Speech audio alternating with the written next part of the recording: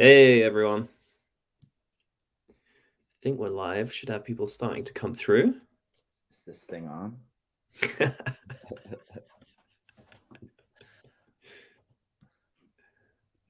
We'll just wait a few minutes for some people to come through. Yeah, we're just missing the elevator music for the lobby. You hum it, I'll sing it. So become a whole different type of presentation.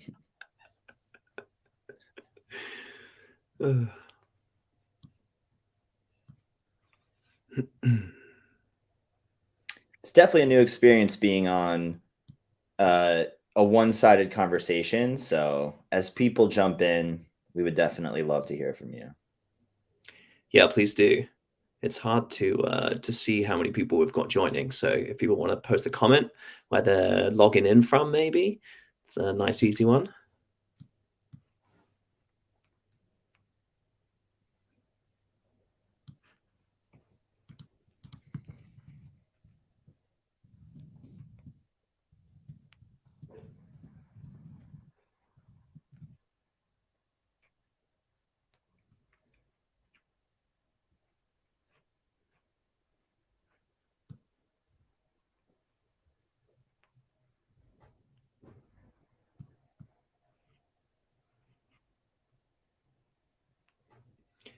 There we go.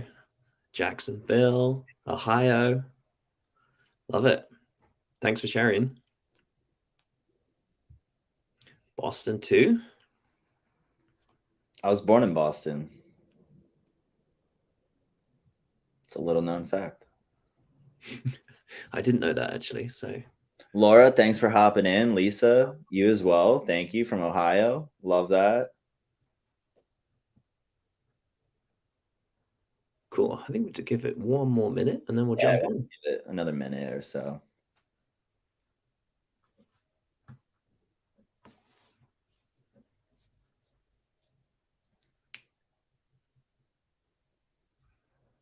Pakistan, nice. I was hoping there was going to be some people outside of the US jumping as well. So thank you. And Brooklyn, of course.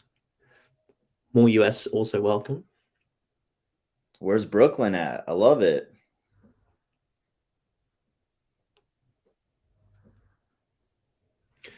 Cool. Shall we jump into it? Yeah, let's do it. Sweet. So thanks for joining, everyone. Just a quick introduction to myself and Will, who will be presenting to you today. My name's Liam Smees. I'm the Director of Value Consulting at HiredScore. I've had almost 15 years in the game of HR and specifically HR transformation. Started out as a practitioner, moved into consulting, worked at Accenture for a number of years, and then moved into HR tech, where I've been super passionate about sort of helping organizations get the most value out of the technology that they use, whether that be kind of predicting value, whether that be measuring existing value, or looking to unlock more value as well. Awesome. Thanks, Liam. I'm Will Feedy. I'm an account executive here at HiredScore.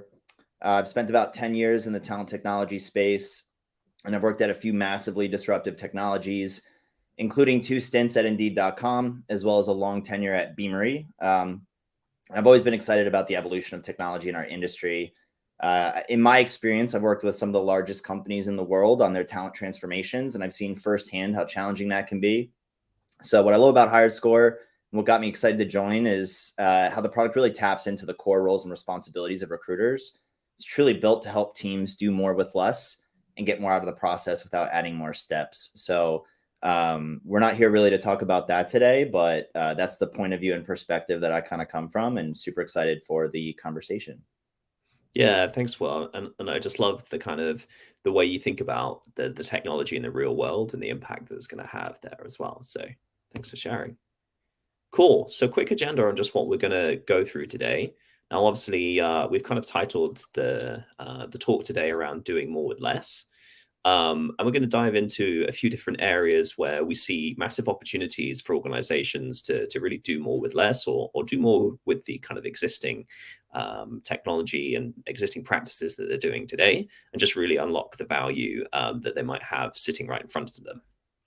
A few different focus areas we're going to jump into. So firstly, attraction. So looking at how people bring in people at the top of the funnel and how important it is to make the most of what they're bringing in. Selection, how we select who we want to interview, who we want to progress through the hiring process, and how we can do that more efficiently. Sourcing is a big topic that myself and Will have had a ton of experience with. So definitely want to drill into that and how organizations can turn good ideas into actual things that drive value for their business. Little insight into some decision-making mistakes that we've seen people come across and how we like to help organizations think about this. And then always the kind of mantra for the whole presentation today is around before you go buy something else, make sure you're maximizing what you've got today. So there's a lot of data, a lot of good work that people aren't really tapping into today, and we'll drill into that into lots of different sessions. So jumping into attraction then, and wanted to start with just the idea that you've already met the candidate you're potentially looking for. And what we mean by that is studies have shown and research that we've done into data has shown that 94% of Fortune 500 recs could be filled with the talent in your existing systems. Now, if we think about that and we think about how people are bringing people in and attracting at the top of the funnel, how many of those roles that they're trying to get new talent, trying to spend new money on attracting into the top of the funnel, how much of that do we think is kind of like sensibly being played, and how much of it is just sort of panicking because they don't know any better? Yeah, this is an interesting one for me, Liam, because some of my experience speaks directly to this. When I think of, you could be filling your roles with existing talent, the first thing I think about is how much money companies spend on advertising their jobs. Whether it's just recurring monthly budgets, which I know are a huge thing on sites like Indeed.com, or companies that the first thing they do when that rec opens is they think like, let's get it up and advertised and start driving more eyeballs to that job. It's interesting because over time, and as companies do this year over year, are you still just accessing the same audience of people? Is that the most efficient way to go about it? And so I think this is really interesting to say. And I love silly metaphors and silly sayings, but like, you would check your refrigerator if you had eggs before you went to the store to buy more, right? So it's an interesting mentality that we've been trained that the first thing we should do is go spend money on advertising to bring more eyeballs into the jobs. Yeah, it's a cool analogy, and actually it's the idea of starting a recruitment process from scratch every single time. Like I feel like the market's known about this being not the best method for a long time, and yet it's very hard to break that habit. It's very hard to kind of like get away from the noise of all the kind of habitual process of posting a new role and waiting for people to apply, to really kind of like utilize the value that we've kind of been talking about for years around how we should make it cyclical, how we can recirculate talent and get the most out of it, and reduce the amount of money that you mentioned there that organizations are spending on that attraction at the top of the funnel. Yeah, and if you think about it like marketing, a lot of people like to say that recruiting is the same as sales and marketing. I don't necessarily agree with that saying. And actually, our CRO, Jason, likes to compare it to real estate, which I think is a really interesting comparison, as opposed to sales and marketing. But if you did look at it like marketing, for example, performance advertising is dying, or at least changing radically in terms of it's not the core strategy for marketing or demand gen teams anymore. And so if that parallel is true and does exist, at least in this form, we should expect that to happen here too. And that's why you see a lot of teams moving towards owning more technology, creating more content and things like that. That's the top end. I also think like a second way to look at this is the back end or the bottom of the process too, right? One of the things teams really struggle with is how do I actually go dig through and surface those candidates? So if you're telling me 94% of my roles could be filled by someone there, how do I do that? And, a lot of people call that maybe silver medalist hiring or being able to just kind of dig through your existing data. But that's a huge challenge too on the back end. Yeah, and I think that leads us nicely into the next section, which is around selection, right? And we talk about there around the the labor intensive work of trying to find the right candidate. So what we've got here is some data just showing around like how likely a candidate is to move forward for interview. So we're looking to measure a kind of quality of candidate measure here around and what the trends are based on what's the date that they applied. So over here on the left, you can see the date of apply, and you can see it's relatively random around date at which a candidate might apply based on how soon they might move through the process. Now, the reason that we're displaying this like this is if you think about the way that a typical recruiter will work on an open requisition, they will the applications will come in and they'll stack up within the ATS, right? How is that recruiter supposed to identify who's the best quality candidate that's applied for that role when the kind of the quality's coming in at random times? They're kind of reviewing the requisition at different stages throughout its life cycle. How do we know that they're getting to the right getting to the right candidate, sorry, in that requisition? Especially when you think for some of our larger customers or some of the larger organizations that have strong brands, they might have 200, 300, even 1,000 applications for one single requisition. Yeah, this is a place I feel like companies often struggle, obviously, to work through this. And this just speaks to overall efficiency of the recruiting process. And it's hard to make changes to this, obviously. But there's got to be a better way, right? It's so old school to think like first in, first out in terms of processing applicants, right? Or like alphabetical sounds so silly to me to even think about. But the fact is that a lot of the tools that we're using for this are very old tools that are built around compliance, right? They weren't built around finding the most efficient way to process this. And a lot of these issues that we deal with today weren't necessarily around when these tools were kind of first architected and put together. So there's got to be a better way to do it, right? But it's very, very challenging. And then this takes away from a lot of the other things recruiters could be doing. You can't spend time face to face selling the EVP, building relationships and things like that when you're digging through just piles and piles of applicants with no real kind of rhyme or reason for it. Yeah, it's a great point. And if you think about a recruiter spends on average between 30 to 50% of their time sort of screening through applications that come through. If they're kind of doing it randomly today, like there's a large piece of efficiency that we could drive just by doing something like we've demonstrated over here on the right hand side of the slide around sort of if we were able to put a grade or a score to those candidates, how they could very quickly see who are the people that they should be spending their time screening instead of the kind of randomness that we've shown on the left hand side as well. Yeah, at the very least, like providing a way to index off of something that's non-biased and ethical, but also not the date of apply or the alphabet order that the applicant falls into, right? Whether it's pre-screening questions, assessments, other types of things that people put into the process, right? There's definitely ways to get more out of that. 100%. Cool. Which leads us into sourcing as well and thinking about how many candidates your recruitment team is actually getting access to and actually utilizing. So if we look at the ATS, so looking at kind of like direct applicants, recruiters tend to only have time and the ability, due to the way that the ATS search functionality is quite cumbersome, to really look at applications that are live in active requisitions that they're working on today. However, most organizations are building this kind of pool of applications from people that weren't successful in the particular role that they applied for that time around. That doesn't necessarily mean they're a bad candidate. Doesn't necessarily mean they're a bad fit for that organization.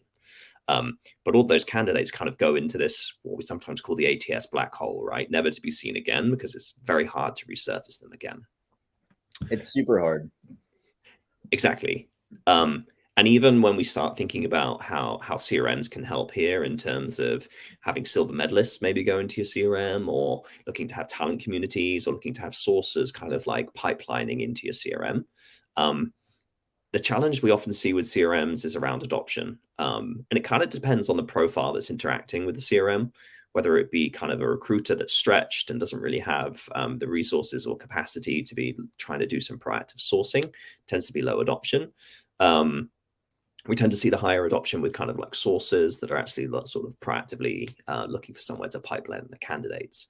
But a lot of organizations that we talk to see between sort of 20 to 30% adoption of the CRM. So what does that mean to all of the good work that we're putting into building pipelines and looking to engage with candidates that previously we weren't engaging with before? If we're only getting a limited amount of adoption of that technology, we're only getting a limited amount of access to that talent pool as well.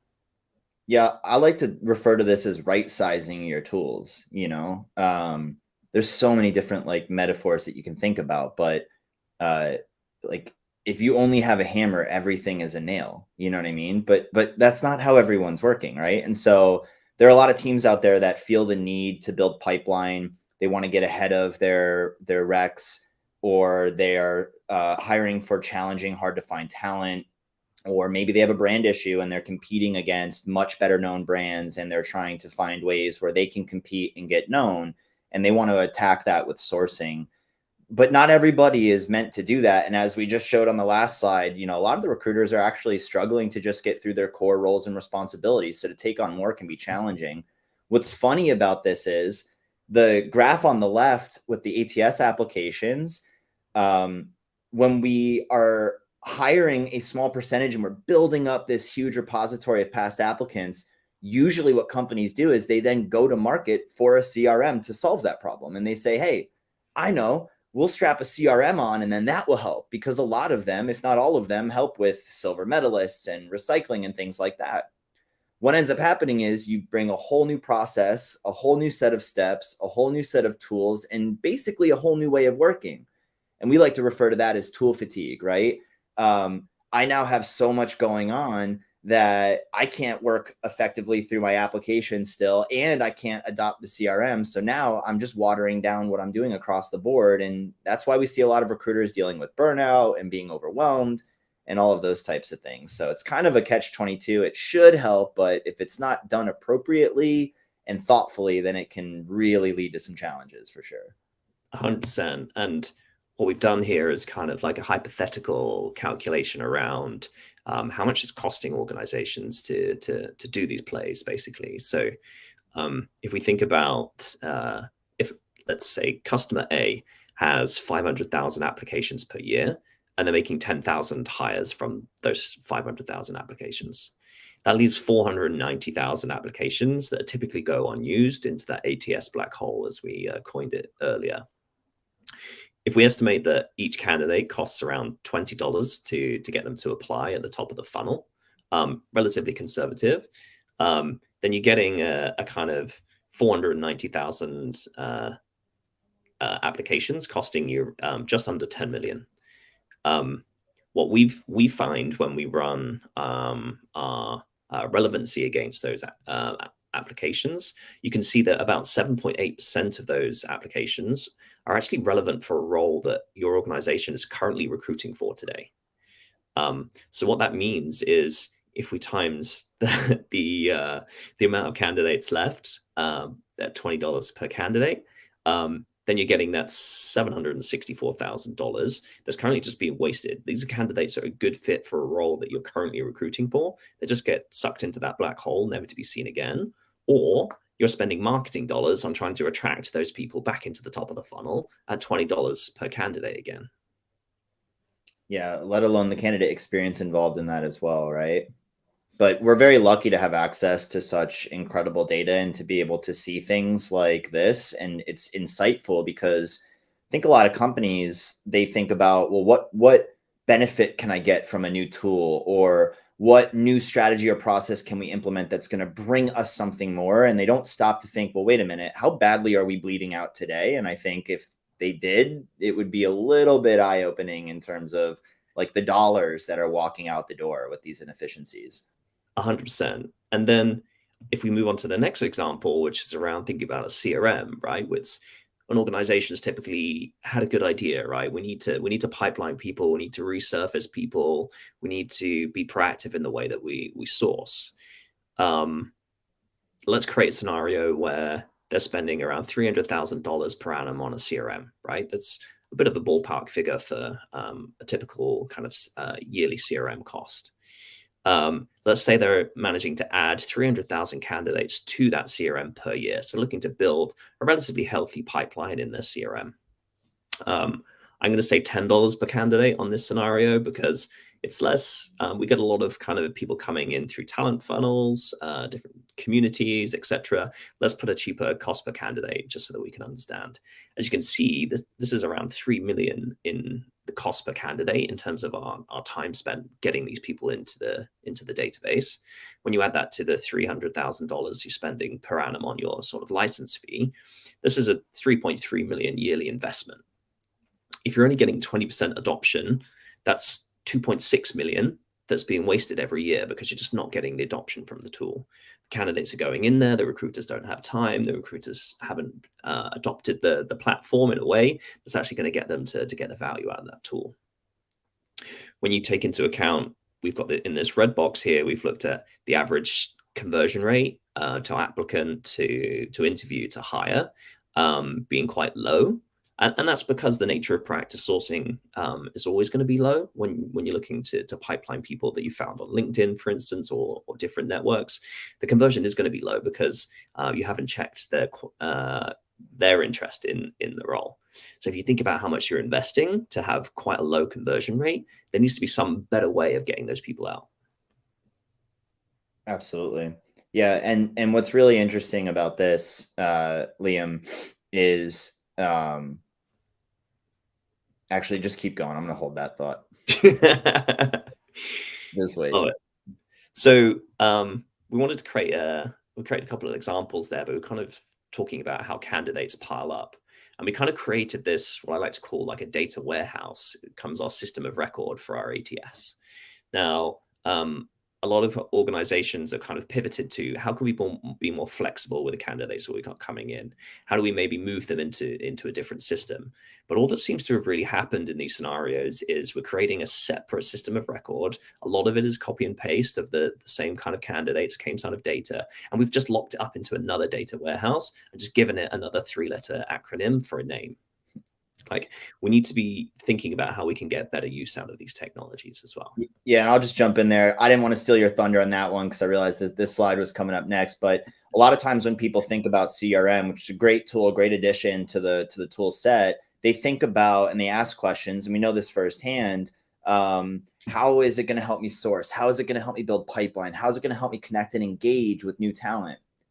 The question that they're not asking enough is, how can I activate this data across my entire team?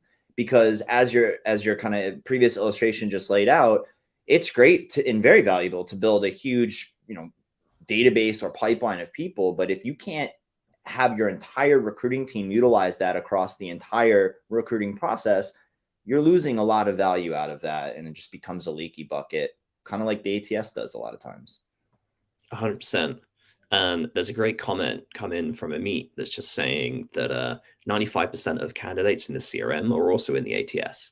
So what we've done is copy and pasted another system of record, another data warehouse. And a lot of what organizations are doing are just paying to store these candidates in there that very, very rarely get utilized.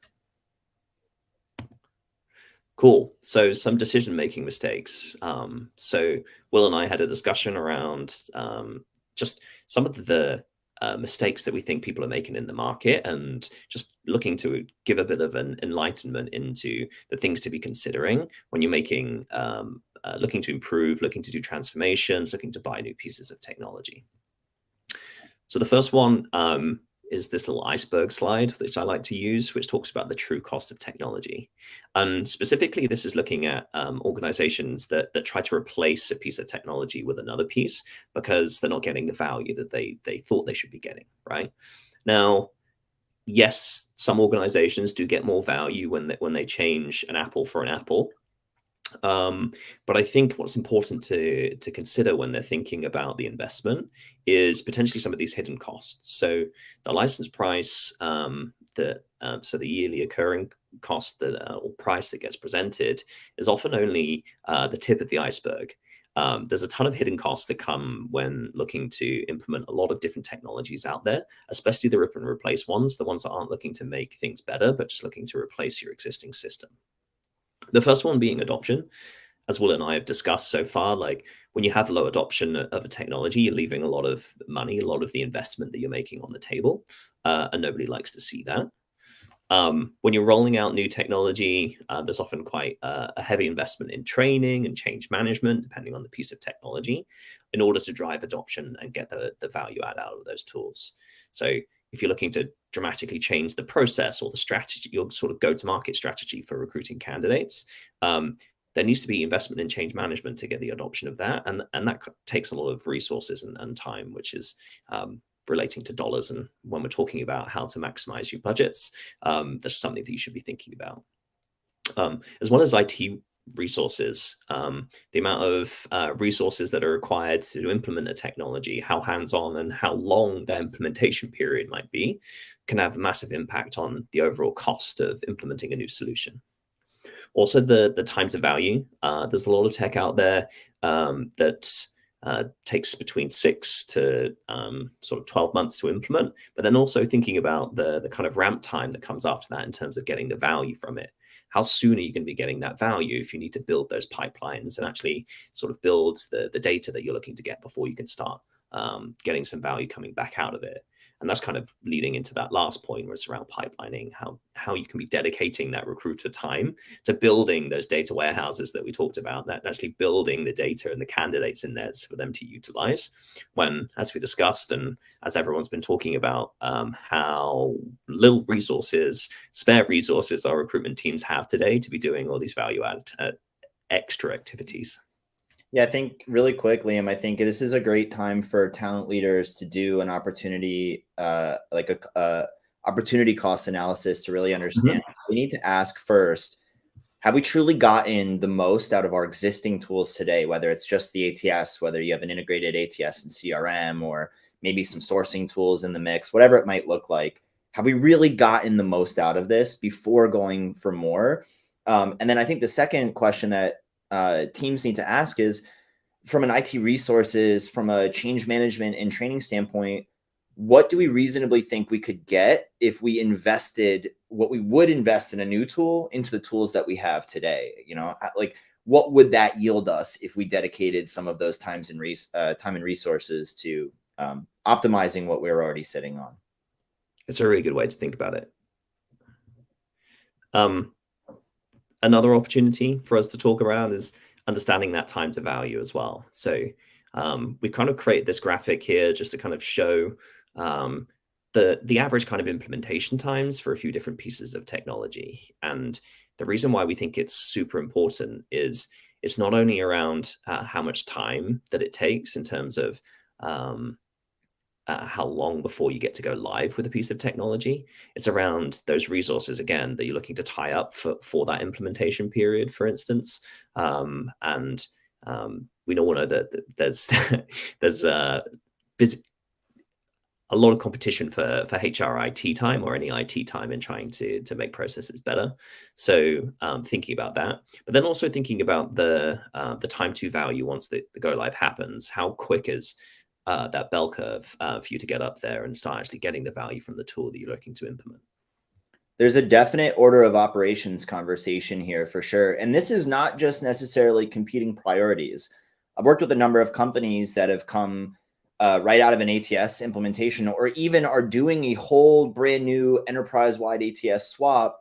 And then they're also adding in AI, CRM, career site, sourcing tools in the mix. And then the conversation starts to play out down the line. Well, what's the right way to tackle all of these? And I think that it's really, really important conversation, and something that teams really need to spend a lot of time on, because this directly impacts the way that we work. This impacts your people. And so as an example, I've seen a lot of companies who have done like the ATS, CRM, AI, and career site go, right? And the career site's kind of the most front and center. Everyone can see it. We all want that new EVP. But if we really think about that time to value, the time it takes to build it out, to actually implement it, to go live and hype it up, to then have that career site and that new content be live and then be seen, and then actually penetrate the market and get impressions and visibility and start to change the way people think about it. I mean, it's not just a small project, nor maybe a 12-month project. There's so much time that then lags afterwards. And And within that time frame, could we have made little quick wins that could have snowballed into a much greater thing for our users along the way, right? So I think even within a project or thinking about prioritizing our projects, going through an exercise of like, what's going to bring us the quickest, fastest, and most meaningful win to our users and what we're trying to solve for at the end of the day, it's extremely important. Yeah, and it's a great call out around that kind of priority and when you should go live with what. And I think it takes real consideration from an experienced buyer to really think about what it is that what's the burning issues, what's the pain points and the sacrifices that we're making today that we need to fix, and what's going to bring me that success, and putting together a play that's going to enable that return on investment. It's a difficult decision to make, and it's always one of these. When I was a consultant, I always used to advise customers around what's the biggest pain point that's burning an issue today, because that's what you should be thinking about, and how you're going to put out that fire, and that should dictate your order of play. Mm-hmm. One more piece that we just wanted to share around for evaluating vendors as well. So you'll know that during a sales process, mostly what's presented is kind of this results and the certainty. So it's the ROI, like we think we're going to make you more efficient. We think we're going to save you more money. And the certainty is we've got all of these customers, right, that have achieved this ROI with us. What's super important to consider is the other factors that come into play in terms of the total cost of the opportunity. And that's things like how long is it going to take to go live, right? What's the work that's going to be required from your teams internally in order to get this stood up and actually driving the results and the certainty? So those are some really important things to build into this kind of value equation that you're looking to put together. Yeah, we were joking before the call, but I'd love to hear in the chat. I mean, who here has had an implementation go exactly as planned and on time? That doesn't happen. That's just life, right? That's the way things go. What I love about this is kind of this is a way of looking at expected returns, weighting it in reality, right? Like we know life's going to happen. So what is that time to live? What is the work required? And I would even argue that taking a pessimistic look at this data is probably the prudent thing to do. Yeah, I 100% agree. And a lot of customers that I've been talking to right now are looking to make changes, looking to drive value throughout their business, but looking to do it conservatively, right? It's a crazy economic time out there. No one knows what's kind of around the corner. So it's a good time to do more with less, get more out of what you're doing today, make sure you're maximizing what you're doing, but kind of go in conservatively, be pessimistic, as Will says, and understand what is the true impact that you're going to get, and build a business case, build your ROI around that, because there's a ton of value being left on the table, and there's love to help customers kind of unlock that value and get the true ROI of the transformation or the improvement or whatever project that they're working on. Yeah, and pro tip is vendors are never going to tell you the true reality, even the best, most honest ones out there, right? So like the right thing to do is, this is what you talk about with references when you speak to other live customers, asking them like, what were the hiccups? What was the timeline you expected? What was the actual timeline that happened? What was the cause for those delays? And what should we be thinking about that we're not? What are those blind spots? And I think that's the way that you can start to avoid some of those really challenging implementations we all hear about every once in a while.